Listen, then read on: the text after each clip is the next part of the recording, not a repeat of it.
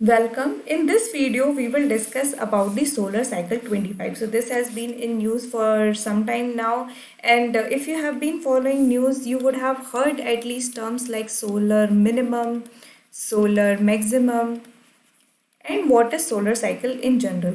So all these things we will discuss here in this video. This is important from your science and tech part, and even in your GS in your geography section also it could be like asked what how solar cycle happened and at what point the sun is the hottest and when what is sunspot. So all these things will be covered in this video. So let's begin. First of all, we need to understand what is basically the news is all about. So scientists from NASA and National Ocean and Atmospheric Administration NOAA, again an organization located in US, have announced their prediction about new solar cycle called the solar cycle 25, which they believe has begun. So this is the new solar cycle and they have called it 25. The solar minimum for solar cycle 25 occurred in December 2019. So, how the cycle works? So, cycle is more like it will start from one point, like it will start from the minimum, and then eventually, after reaching maximum at one point of time, it will again get into the minimum, and finally, it will be the complete cycle. So similarly over here in solar cycle also same thing happens. It starts with the minimum, reach maximum during the peak and then finally die down when in the minimum. So the last minimum happened in the December 2019. Scientists predict a solar maximum middle of the solar cycle will be reached by July 2025. So the minimum have started from the 2019. Now it will reach the peak around 2025. So this is how the cycle will work and then eventually again it will die out. The solar cycle will be strong as the last solar cycle, which was a below average cycle but not without risk. So basically this cycle also will not be very prominent or will not be very strong, causing effect to the systems on earth, but still it will consider some risk. So this is the thing which has been announced by the scientists from NASA and NOAA. Now let's just try to understand what is the solar maximum and minimum is. First of all, the sun is a huge ball of electrically charged hot gas. You need to remember the kind of fusion process which happen in sun is basically make it a electrically charged hot gas. This gas moves generating a powerful magnetic field. So sun has a magnetic field as well. This magnetic field goes through a cycle called the solar cycle. So what is basically going through the cycle is not the basically the process at the end of the like at the core of the sun, but the magnetic field. So the magnetic field of the sun is what go through the solar cycle every 11 years or so. So what is the duration of solar cycle? It is actually 11 year, more or less 11 years. So on an average you can see the solar cycle lasts for around 11 years. The sun's magnetic field completely flips.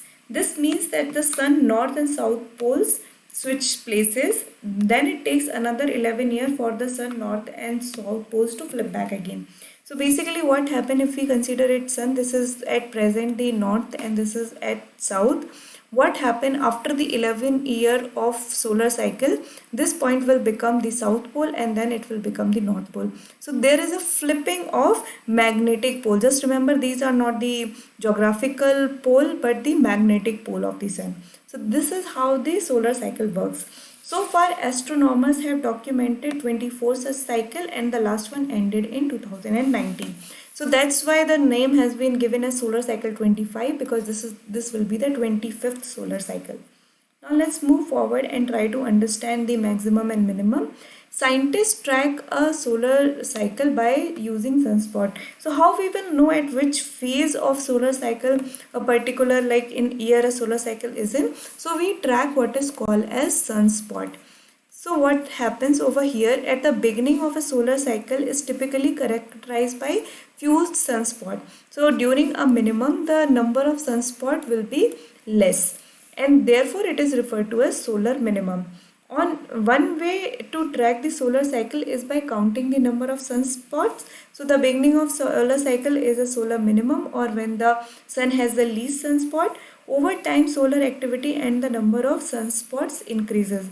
So at maximum the number of sunspot is maximum.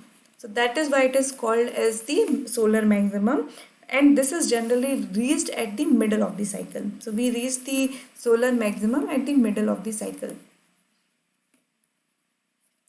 These are the few things that you need to know about how the solar cycle minimum and maximum works. Now let's just try to graphically see it.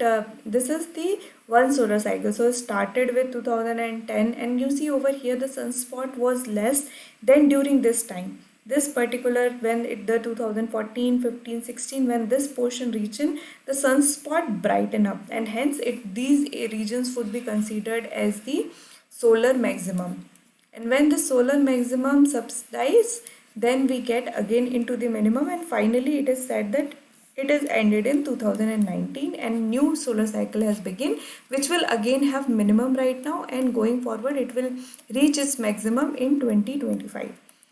Why we need to study the solar cycle is because the magnetic field of solar system affect the communication system of India. So if you have heard about something called as solar storm, solar flares, all these things have implication over the communication system on earth, especially on the satellites. So in like the world has become greatly dependent on the satellite communication and navigation system. In that light, the solar flare or solar storm could hamper the whole communication system, and that's why it is important for scientists to read about these cycles. So I hope you have understood this video. You need to know what solar cycle is, what is solar minimum, what is solar maximum, what happened during a solar cycle, and what are its effect on the earth, and why scientists need to study it. So these are the major things that you need to know from this video.